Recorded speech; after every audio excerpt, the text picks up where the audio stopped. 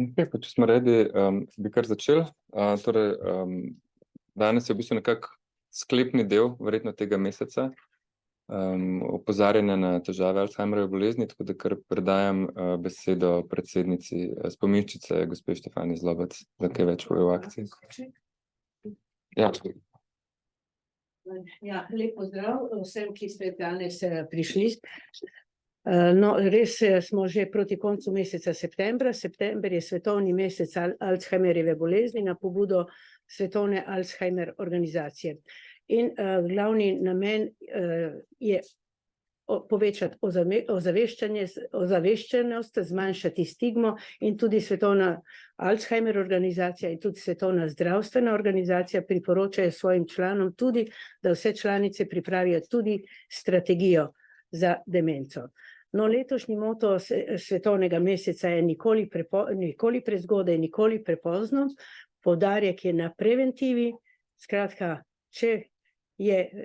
čim prej začnete s preventivo, več možnosti je, da se bolezen zamakne za več let naprej. No, skratka, v tem mesecu tudi v Sloveniji smo začeli z veliko aktivnostmi. Glavni osrednji dogodek je sprehod za spomin. V Ljubljani smo ga imeli 23. v soboto iz Narodne galerije, ki je demenci prijazna točka. Tako kot je tudi zdravniška zbornica, ena od prvih, ki je postala demenci prijazna točka.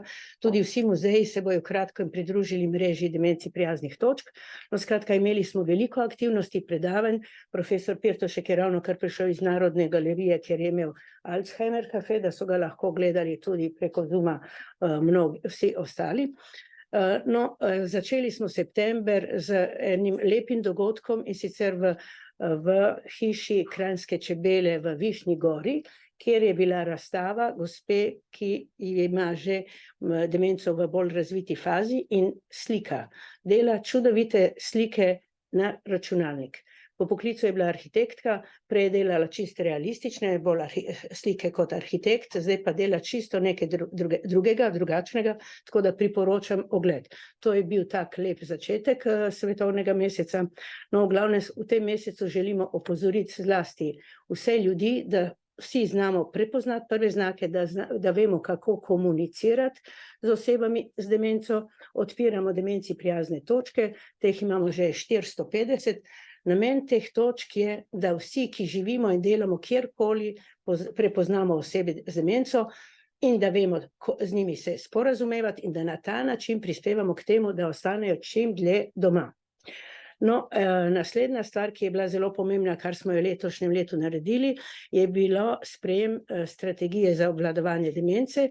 Junija je bila sprejeta, tako da smo lahko kljub vsemu zadovoljni. Bilo je kar nekaj težav, preden je bila strategija potrjena na vladi. Lahko pa povem, da je v marsikateri državi velik problem sprejeti strategije, tako da to ni bil samo pri nas. V strategiji so cilji, ki so zapisani in ki se bomo trudili in delali na tem, da jih bomo tudi začeli izpolnjevati.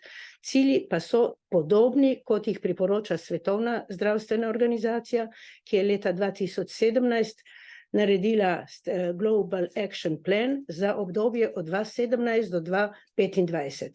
Tako da ti cilji so podobni. Seveda je notri preventiva, ozaveščanje, zmanjševanje stigme, čim prejšnja zgodnja diagnoza, postdiagnostična podpora, tehnološki pripomočki, ki se razvijajo, jih bomo tudi vključevali kot pomoč za osebe z demenco. Trije centri Memory Clinics in seveda na koncu tudi center za demenco. Eden od ciljev pa moram tudi omeniti je, da moramo biti pripravljeni za podobne situacije, kot smo jo imeli, ko je izbruhnil COVID in nismo bili pripravljeni, ne samo mi, ampak nikjer na svetu. Zato je posebna točka namenjena temu in tudi seveda imamo že poplave in razne naravne nesreče, tako da mora država tudi imeti v strategiji napisano in tudi biti pripravljena, kako se obnašati v takih situacijah. No, naj še omenim velik projekt, ki smo ga imeli z Ministrstvom za zdravje, ki gre zdaj počasi k koncu. 4 pilotne občine so. Glavni namen je povezati vse službe, ki jih imamo v raznih okoljih z demenci prijaznimi točkami. Naredili smo res veliko število raznih izobraževanj z našimi strokovnjaki. Moram izredno pohvaliti zdravnike, ki so naši, da rečem, največji prostovoljci pravzaprav, ne? Tako da je bilo narejeno veliko izobraževanj po celi Sloveniji za svojce, za zaposlene in namen je skratka povezati, zato da bi bili vsi skupaj čim večja pomoč in podpora bolnikom in svojcem, seveda pa brez dolgotrajne oskrbe tukaj ne bo šlo. Naj omenim, da je to problem cele Evrope. V covidu se je izkazalo, da je cela Evropa ni za to pripravljena in je v Bruslju že nastala care strategy, ker je potrebno se pripraviti. Cela Evropa, tako kot Slovenija, gremo v starajočo družbo in bo oseb z demenco vedno več in tudi ostalih, ki to pomoč potrebujejo. No, tudi naj omenim, da pravzaprav je tukaj bil pomoč na domu narejen najmanjši napredek, marsikaj smo premaknili v zadnjih 10 letih, tukaj pa nismo zadovoljni, seveda predvsem svojci niso zadovoljni in zato tukaj bomo naprej si prizadevali, da se bo to tudi uresničilo. Naj omenim, da oskrba na domu, ki jo moramo končno začeti izvajati, mora biti prilagojena osebam z demenco. Za njih je potrebno, da pride domov nekdo, ki ima znanje, neko znanje o demenci, kako z njimi komunicirati in kako organizirati njegov dan in naj bo več ali manj ena in ista oseba in naj pridejo na dom glede na stopnjo demence in težav ali za malo več časa, kot sedaj prihajajo. No, tako da to je najbolj taka točka, na kateri mi moramo delati. In tudi naj omenim, da problem demence ni samo problem tistih, ki zbolijo, ki so ponavadi res starejši, ampak je to problem njihovih svojcev in jaz temu rečem srednje generacije, ki je v službi in se težko znajde. Tako da je tukaj to naš skupen cilj, da spremenimo te stvari na boljše. No in na koncu bi še omenila, da smo imeli letos tudi pomemben dogodek. V Mariboru je bila konferenca celovita oskrba demence v lokalnem okolju. Na konference se je udeležila tudi predsednica države in tudi na konferenco je prišla generalna sekretarka Alzheimer Disease International iz Londona, ker smo s temi organizacijami zelo povezani in podpiramo drug drugega, zato da bi na tem področju čim bolj napredovali. Brez podpore odločevalcev seveda ne bo šlo. In zato tudi ves čas z njimi delamo. Mi tukaj pravzaprav smo vsi tudi v delovni skupini za pripravo strategije, manjka nam še akcijski načrt, na katerem delamo. Skratka, naredimo to Slovenijo s točkami in vsi skupaj demenci prijazno, govorimo o demenci prijaznem okolju in trudili se bomo, da bodo točke iz strategije tudi se začele implementirati, uresničevati. Hvala lepa, toliko z moje strani. Hvala lepa, kar besedo predal naprej predsednici Bolniške zbornice. Hvala za besedo, lepo pozdravljeni in hvala za udeležbo. Jaz bi se rada v prvi vrsti zahvalila društvu Spominčica Alzheimer Slovenija za ogromno delo, ki ga opravlja na tem področju. Dve stvari bi izpostavila. V prvi vrsti sodelovanje s pacienti. Sodelovanje posameznih društev pacientov, zdravniki, specialisti za to področje je zelo dobro.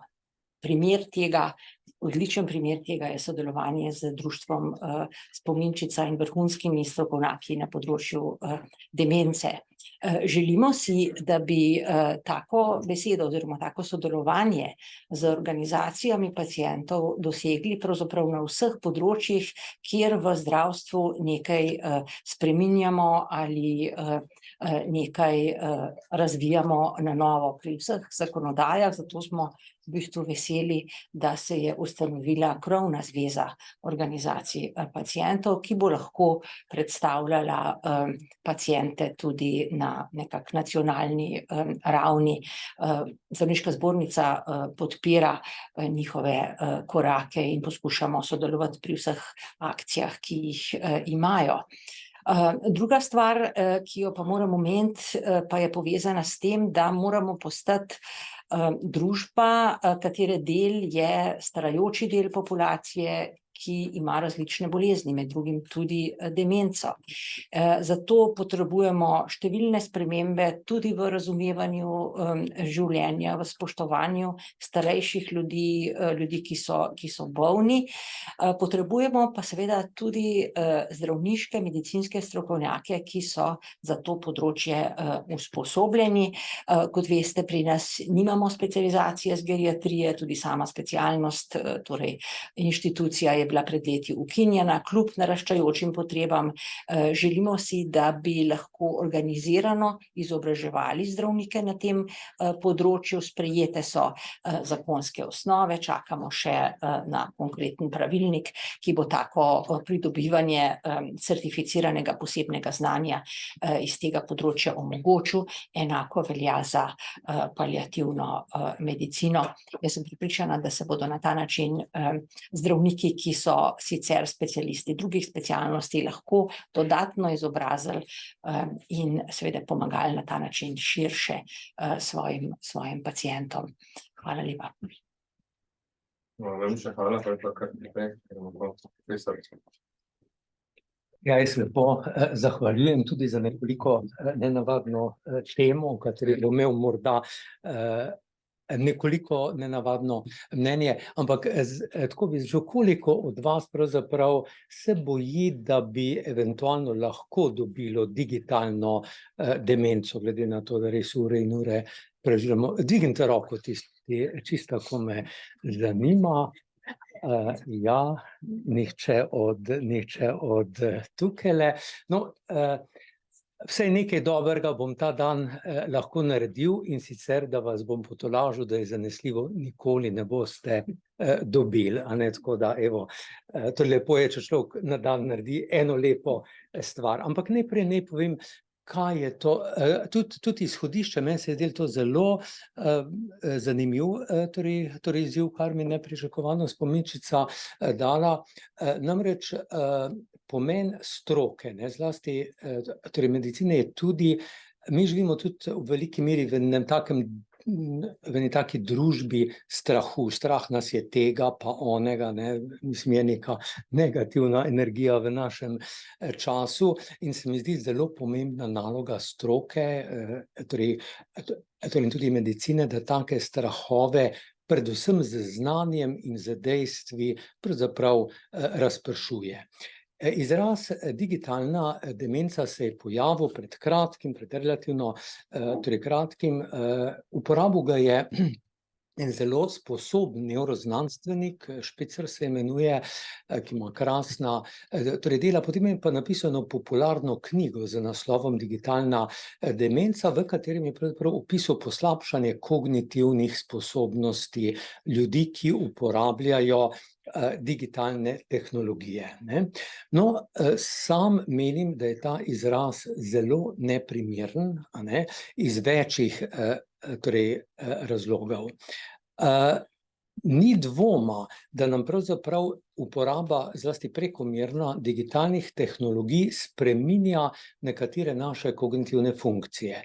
Recimo, zelo nam spreminja to, da imamo krajše nekatere spomine. Jaz verjamem, da smo tukaj v tej sobi nekateri, ki smo se v svojem življenju znali, smo na pamet recimo 20 torej telefonskih številk svojih najboljših prijateljev, danes ne poznamo niti svoje, ne, včasih greš torej gledati. Vidite, se pravi to, da se mi zelo, bom rekel, nekako da se zelo zanesemo na naš torej telefon, mi na ta način seveda osiromašujemo ta spominsko neko skladišče.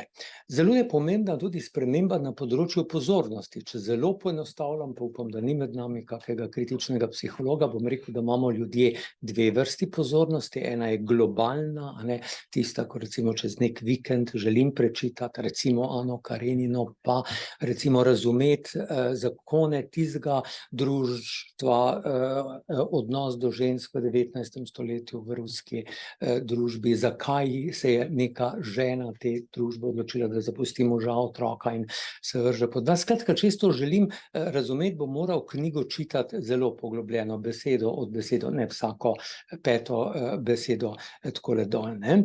Po drugi strani pa imamo nekaj, kar je razpršena pozornost, ki je tudi zelo pomembna, takrat, ko hočeš zelo hitro, in zdravniki recimo smo dostikrat v taki poziciji, ko moramo na videz več stvari koordinirati. Zanimivo je, da nam uporaba novih tehnologij pravzaprav nam siromaši sposobnosti globoke, torej koncentracije, ne pa toliko te površne hitre. Zdaj, zakaj to ni demenca? To ni demenca, ker demenca po neki definiciji seveda izguba teh funkcij, ki jih jaz potem ne morem več torej nadomestiti, razen če ne gre za redke primere tako imenovanih reverzibilnih demenc, kjer pa mi recimo lahko vitamin B12 pomaga, ker sem dementen zaradi vitamina B12. Se pravi, a veste, možgani imajo neko čudovito sposobnost, ki jo imenujemo nevroplastičnost. Ta isti človek, ki danes ne bo več sposoben globalne torej pozornosti, če ga bomo mi nekaj tednov trenirali, v tem bo čudovito si to priložnost dobil. Se pravi, da prvič terminologija ni ustrezna. Nikoli ni bilo študije, ki bi dokazala, da bi človek zaradi digitalnih medijev postal dementen. Torej, to je eno silno poenostavljanje nečesa, kar pa je resnično, in to je, da nam digitalni mediji spreminjajo posamezne kognitivne funkcije, s tem, da če smo zdravi, jih bomo lahko z nevroplastičnostjo, nevroplastičnost pa po drugi strani pomeni tudi zdrav določen način življenja, tako telesnega, intelektualnega in tako naprej, in bomo lahko te deficite spremenili. Celo več, pravzaprav ta izraz lahko stigmatizira ljudi in jim vzbuja nek nepotreben strah, in nekaj ustvarja neko negativno percepcijo pa občutek krivde pri ljudeh, recimo, ki pa morajo veliko te digitalnih tehnologij uporabljati. Mi danes dobro vemo, da je učinek uporabe tehnologije na kognitivne sposobnosti odvisno od številnih dejavnosti, predvsem so zelo pomembno, kako in koliko, kdaj in tako naprej te tehnologije uporabljamo. In jaz mislim, da namesto površnega izražanja, to pa je digitalna demenca, bi stroka morala vzpodbujati raziskovanje in pa vpliv konkretnih digitalnih tehnologij na konkretne kognitivne sposobnosti. Po drugi strani bi pa še ne rekel, da bolj kot ta fantomska digitalna demenca je pa nekaj drugega za nevrologa, torej res, in to je, da uporaba digitalnih tehnologij lahko spodbuja razvoj odvisnosti in pa nekritičnega sprejemanja znanj, lažnih novic, nekih alarmov. In to dvoje osebno mislim, da je veliko večja nevarnost, ki vsi lahko zapademo, medtem ko digitalno pa vam zagotavljam, da ne boste dementni. In če zaključim, ni dvoma, da nam digitalne tehnologije spreminjajo določene kognitivne funkcije. Ni dvoma, da če bomo imeli zdrave, odporne možgane, da se bomo lahko temu uprli, ko nam bo nekdo povedal, glejte, to in to se z vami dogaja. In zato ima pa eno povezavo tudi recimo z demenco. Namreč nekdo, ki ima v sebi že zasevke demence, mi vemo, da se demenca začne morda 20 let pred prvimi simptomi, ki že ima možgane prepredene z hudobnimi beljakovinami, recimo amiloida ali tau, ta bo pa z nekritično uporabo časa pred zasloni, z tem dodatnim siromašenjem svojega spomina, svojih pozornosti, svoje kritičnosti, bo pa pravzaprav privabil to demenco prej. In čeprav jaz mislim, da Milica še vedno uporaba digitalnih tehnologij, ni del teh 12 stvari, ki se jih da izboljšati. Jaz mislim, da zelo kmalu bodo prišli, pa ne zato, ker bi povzročali demenco, ampak zato, ker ustvarjajo pogoje za slab, nezdrav slog življenja. Tu bi se ustavil. Hvala. Hvala pa, ker se že navezal, bi kar pa predal na konec za besedo.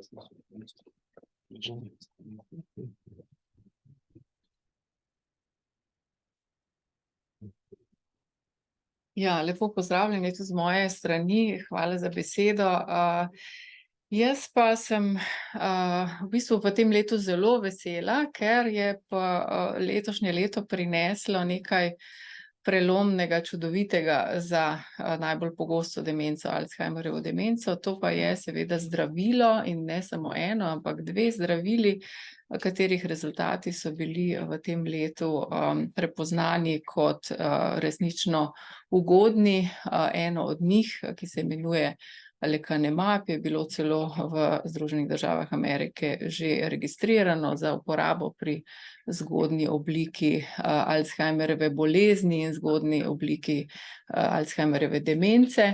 Se pravi, to je ogromna prelomnica v zgodbi zdravljenja najbolj pogoste bolezni možganov, ki se kaže z demenco, saj takega zdravila, ki bi vplivalo na bolezenski proces, torej na to kopičenje bolezenske beljakovine amiloida, doslej ni bilo.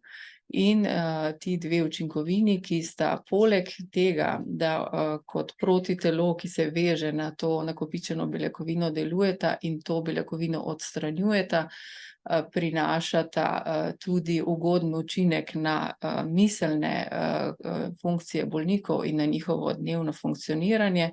Se pravi, oboje se zgodi ob dajanju takega zdravila, se pravi, to je veliki premik v tej sicer zelo na nek način pesimistični zgodbi napredujoče bolezni možganov, demence. Zato seveda mi vsi, sem prepričana, vsi, ki se s to boleznijo ukvarjamo, tisti, ki se posredno ali pa jo vsak dan doživljajo, vsi od nas smo bili zelo veseli te dobre novice. Čakamo pa seveda, kako se bo odločila Evropska agencija za zdravila, ali bo uporabo tega zdravila tudi v Evropi odobrila, in če bo, kar vsi upamo oziroma mislimo, da verjetno bo, bomo seveda soočeni z novim izzivom. Izzivov ni nikoli premalo in to je eden od dobrih načinov življenja, eden od načinov, kako preprečujemo hiter nastanek demence, se pravi, da imamo nove izzive, imamo nove naloge, nova znanja, ki jih seveda ne sme biti neprestano preveč, ampak vsake toliko so pa dobrodošli. No, pričakujemo seveda, da s prihodom novih zdravil bomo imeli v družbi bo večje zanimanje za to, da bi se ob pojavu težav, ki bi lahko pomenile začetno obdobje bolezni, bodo ljudje iskali pomoč. In seveda pričakujemo, da bo verjetno tudi marsikdo samo radoveden, kar pa seveda ne želimo stimulirati, da bi zdaj množično ljudi vabili in delali tako imenovano presejanje družbe, ali pri osebi gre za znake bolezni ali ne. Se pravi, še zmeraj bo pomembno, da bodo pomoč iskali in bomo nudili lahko pomoč oziroma odgovore tistim ljudem, ki bodo dejansko imeli neke občutke sprememb v svojih miselnih funkcijah, in bomo lahko uporabili tiste diagnostične metode, ki jih že zdaj uporabljamo, dodatno pa se obeta tudi precejšnja verjetno poenostavitev za vse, tako bolnike, svojce in zdravstveno osebje, da bomo namesto pregleda možganske tekočine, ko v bistvu zadaj iz hrbtenice vzamemo vzorček tega možganske tekočine oziroma likvorja in ga damo v laboratorij v analizo in tam ugotovimo, na primer v primeru Alzheimerjeve bolezni, značilne spremembe v teh beljakovinah. To bo zelo kmalu, morda že naslednje leto, nadomestil test krvi, tako da bo to seveda enostavneje za nas, enostavneje za bolnika, enostavneje za celoten sistem. Seveda pa tak test lahko opravi določena aparatura, ki jo seveda tudi za to, da to lahko izvajamo, potrebujemo konkretno v Sloveniji. Se pravi, obeta se mnogo novosti in tega se veselimo. Hkrati pa vemo, in tisti, ki so zelo poglobljeno ukvarjajo s tem, tudi vedo, da s tem, ko se nova zdravila so prišla, pravzaprav se bolezen kot taka ne bo jo moč preprečiti, še zmeraj bo bolezen verjetno napredovala, samo želimo si, da bo pravzaprav z uporabo teh zdravil pri zgodnjih oblikah bolezni stanje kasneje in bolj počasi napredovalo. Vemo namreč, da je Alzheimerjeva bolezen zelo kompleksen bolezenski proces, ki ni verjetno posledica samo kopičenja teh bolezenskih beljakovin, tako da gotovo ne bo to dovolj. In pa seveda tudi vemo, da je še veliko bolnikov v družbi, ki imajo druge oblike demence in ki imajo tudi bolj napredovale oblike bolezni, katerim pa seveda tega žal ne bomo mogli predpisati in bomo še zmeraj uporabljali oziroma morali iskati načine, kako bi tudi njim lahko čim bolje pomagali. In zato, da bi bilo seveda ljudi s tako težavo v družbi čim manj, je vedenje o tem, kateri so tisti dejavniki, ki nas peljejo hitreje na poti v razvoj demence, zelo pomembno. Zato nam pri tem zelo pomagate tudi mediji pri ozaveščanju o tem.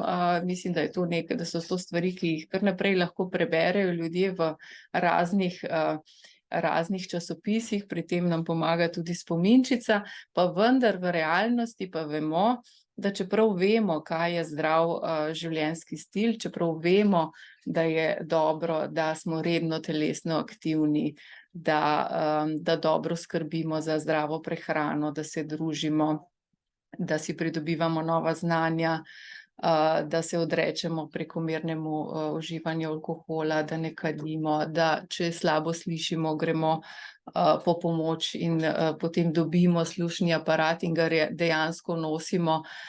To vemo, da se marsikdaj ne dogaja. Zelo veliko starejših ljudi slabo sliši in mnogo od njih, na žalost, morda gre do zdravnika, morda dobi slušni aparat, ampak mnogokrat ga ne uporablja, ker je potrebno tudi na to se prilagoditi. Se pravi, še zmeraj imamo zelo veliko dela na obeh straneh, da bomo pravzaprav nekako izboljšali naš proces in čas staranja, zato da bodo te bolezni, ki so pridružene staranju, kot je Alzheimerjeva bolezen, da bodo kasneje nastopile in imele manj težke učinke.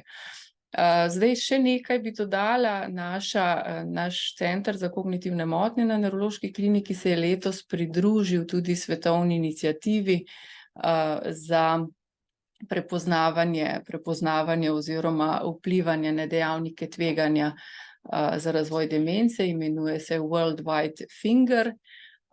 In s tem bomo tudi mi bolj intenzivno v naših ambulantah osebe na te dejavnike opozarjali, jih tudi skušali prepoznati, pripravili smo tudi gradivo in določene napotke, ki jih bomo svojcem, bolnikom ob obisku naše ambulante dali in se skušali truditi za to, da bi pravzaprav se ta novica, ki jo vsi poznamo, jo lahko povsod preberemo, vseeno bolj zasidrala v naše misli in bi jo bolj živeli. Hvala za pozornost. Najlepša hvala, da gremo pa še preko Zooma, dr. Polonij Rus, prelog, sem tehnično telo povedal. Zdravljeni, jaz upam, da se dobro sliši. Lepo vse pozdravljam. Zdaj nekje iz severa, tako da upam, da bo povezava dovolj stabilna danes. V glavnem, danes je moja naloga, da povem nekaj besed o sekundarni preventivi in postdiagnostični podpori. In tudi tukaj raziskave kažejo, ravno kar lepo povedala dr. Kramberger tudi, da teh 12 dejavnikov tveganja oziroma skrb za dejavnike tveganja koristi našim kognitivnim sposobnostim tudi kasneje. In v sekundarni preventivi, torej tisti, ki je pomembna, ko je morda bolezen demence že prisotna, ampak še nimamo klinično pomembnih znakov, je ravno tako pomembno, da poskrbimo ali pa kažejo dobre rezultate nekatere raziskave, ki predvsem vključujejo skrb za kardiovaskularne dejavnike in pa presnovne, se pravi z vplivom na nekatere kardiovaskularne, pa tudi prehranske dejavnike. Obstajajo najmočnejši dokazi, da v bistvu lahko odložimo morda tudi prve bolezenske znake za nekaj let, če bi jih res ustrezno naslovili z nekimi intervencijami. Predvsem za sladkorno bolezen, hipertenzijo, kronično ledvično bolezen je že kar nekaj dejavnikov.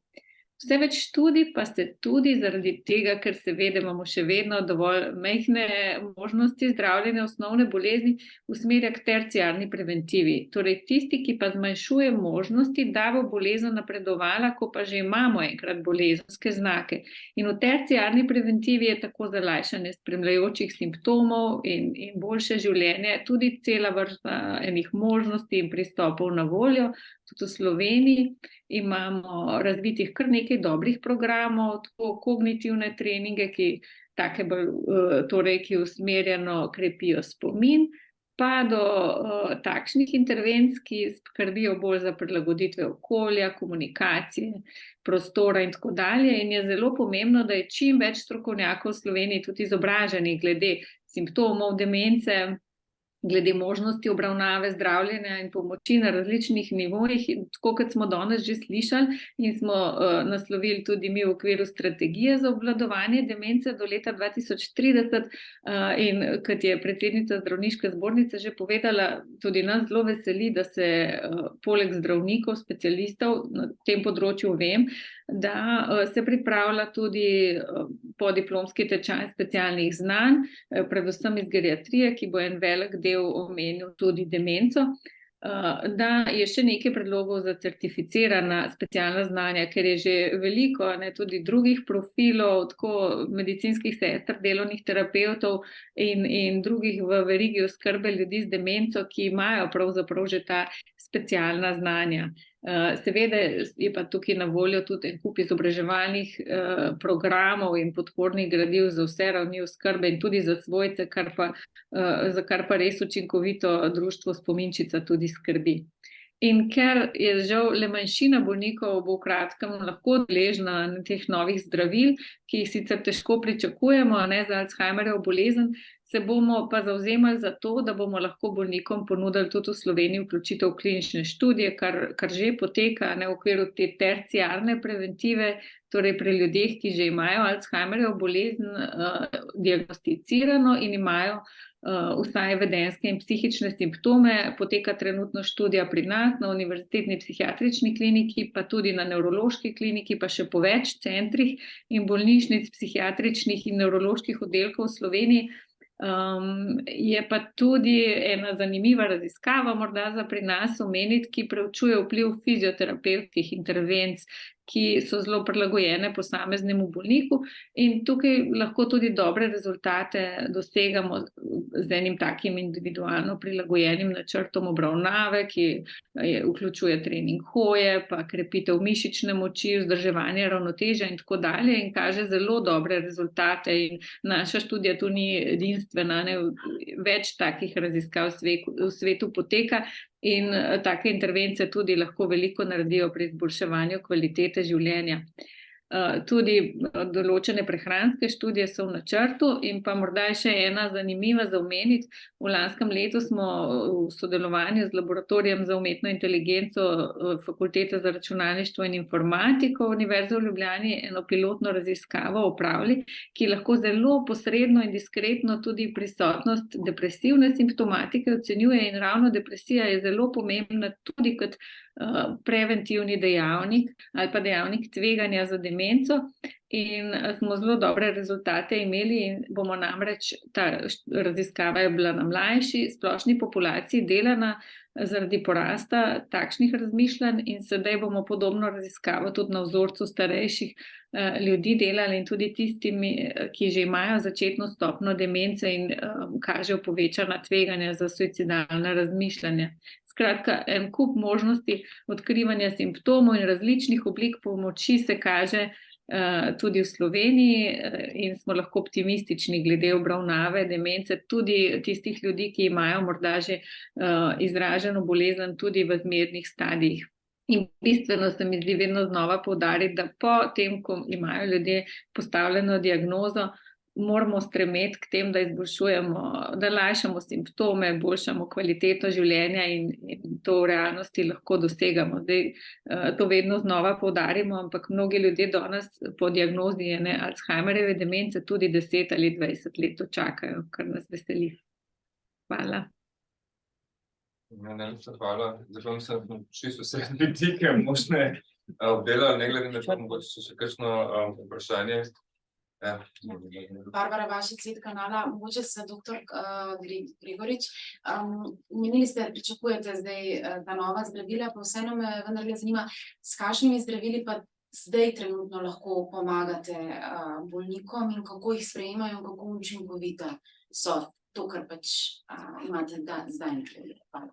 Ja, na voljo imamo v Sloveniji to, kar je drugje po svetu, na voljo že torej več kot 20 let. Zadnjo zdravilo, ki je prišlo na tržišče, je bilo 2002 dano v uporabo, imenuje se Memantin, učinkovina. Druga velika skupina so zdravila, ki se jim reče inhibitorji acetilholinesteraze. To so zdravila, ki v bistvu ne vplivajo na sam bolezenski proces, ampak po eni strani vplivajo tako, da višajo določen nivo živčnega prenašalca v možganih, kar je lahko v zgodnjem obdobju življenja, v zgodnjem obdobju bolezni koristno. In so to učinkovitost prikazali takrat ob registraciji teh zdravil pred mnogimi leti. Torej vsa zdravila, ki so drugje na voljo, so tudi pri nas, so v različnih oblikah, ali so v obliki obliža, kapsule, tablete. Uporabljamo jih odkar, ko postavimo diagnozo demence, ne pa bolj v zgodnjih obdobjih, in prej imamo namreč tudi že lahko težave, pa se tistemu reče lahko blaga kognitivna motnja. Dokazov, da takrat učinkujejo ta zdravila, ni. Pomagajo pa, da se pravzaprav čas do takrat, ko oseba potrebuje izdatno pomoč, veliko pomoči drugih in ima velike težave v dnevnih aktivnostih, nekako oddalji. Se pravi, nedvomno so učinkovita. Mnoge študije kažejo tudi, da imajo dobre učinke na srce in nekatere druge sisteme. Tako da gotovo bomo s temi zdravili še naprej nadaljevali, verjetno jih bomo kombinirali z temi novimi zdravili. Kot rečeno, pri novih zdravilih pa vemo, da se zdi smiselno tako dajanje zdravila predvsem v tistih zelo zgodnjih obdobjih, ker pravzaprav tisto obdobje, ko je človek še zelo dobri koži, zelo dobro funkcionira, je smiselno ohranjati oziroma podaljšati. Ko pa je škoda že zelo jasna na možganih, kar povzroča ta bolezen, pa je seveda verjetnost, da bo tako odstranjevanje teh bolezenskih beljakovin imelo neke dobre učinke, bistveno manjša. Lahko jaz samo dodam, pardon, ker je demenca res v začetku težko prepoznati, težko jo je sprejeti. in svojci in bolniki zelo težko o tem spregovorijo. Imamo velike težave najti take svojce, ki govorijo in spregovorijo, ker je tako težko in boleče. Imamo in bolnike je pa še težje najti, ki bi bili sposobni kaj povedati, tako da danes imamo s sabo skoraj edinega bolnika, ki je še pripravljen javno tudi spregovoriti in povedati, Tomaž Grvinič, ki je tudi ambasador demence, bil je član Alzheimer Evropske skupine bolnikov z demenco, ki jih je samo 12, ker jih je tako težko najti v vseh državah. In zraven je gospa Nina Dovša, ki je imela sama zgodbo v družini, in tudi doktor Drame, Vida je tukaj, ki je naslednica doktor Dopliharja, ker imamo ravno tukaj sliko. Tako da, če želite, lahko oni morda kaj vam še o tej bolezni povejo. A mi lahko potem vas mogoče vprašala, če imate kakšne podatke, kako je po domovih, z osebami, ki imajo demenco, je dovolj dobro za njih tam poskrbljeno, se soočamo mogoče zdaj, je vedno več v medijih teh primerov. Ja, to, ko spremljamo, to vemo. Jaz lahko povem, da je v zadnjih letih bilo narejeno tudi v domovih velik napredek, velike spremembe, verjetno ne povsod, ampak vedno bolj so prilagojeni osebam z demenco, imajo gospodinjske skupnosti, imajo dnevni delovnik, kaj početi z njimi. Mi tudi imamo veliko predavanj o tem, kako komunicirati, delati, tako da tega znanja je vedno več, morajo biti tam zaposleni. Tako vedno se pa dogajajo, na žalost, tudi kakšne nepravilnosti, tako da to slišimo.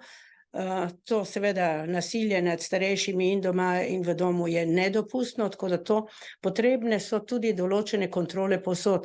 Da ne citiram spet doktor Volča, ki vedno reče, kaj se dogaja v domovih. Vemo, kaj se dogaja pa doma, pa sploh ne vemo. Doma jih je pa 90%.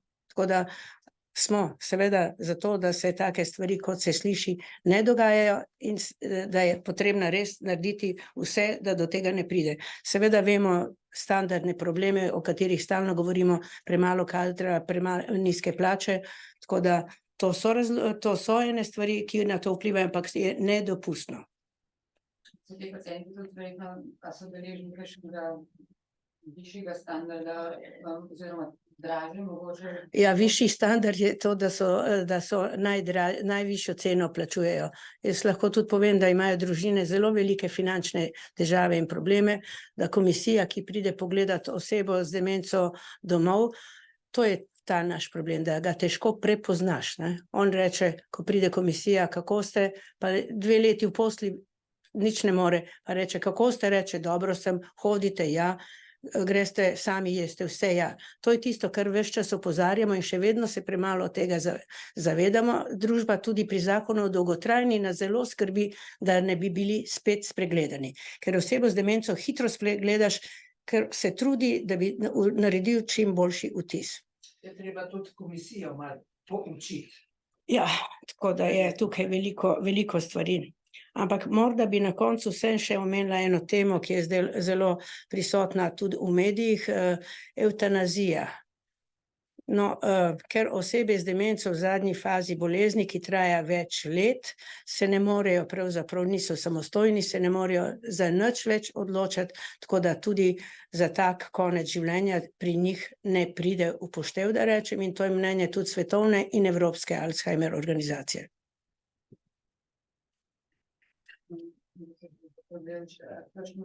Kakšen sprememba oziroma že kakšna nova informacija glede novega ministra? Ne, vem. Vsi čakamo. Torej, na ministrstvu je trenutno aktivnih kar nekaj državnih sekretarjev, ki pač nadaljujejo pospešeno delo na različnih področjih. Da ne morem konkretno reči, da se pozna, bi pa seveda bilo zelo dobrodošlo, da bi se nekatere stvari uredile do konca, med drugim ta omenjeni pravilnik za posebna znanja, ki bi nam omogočil neke vrste mini specializacije iz teh področij. Če smo izčrpali vse, se zahvaljujem za udeležbo tudi našim preko Zooma, 10 sodelujočim novinarjem pa članom spominčice. Tako da najlepša hvala, pa za kakšne te izjave, da boste pa še neotvorjeno govorili. Hvala zdravniški zbornici, doktor Bejevičevi, za to, da smo tukaj spet. In čez 1 leto spet. Dobrodošli. Čas bomo pa vsi intenzivno delali. Na Dolenci prijazna točka. Tako. Ja.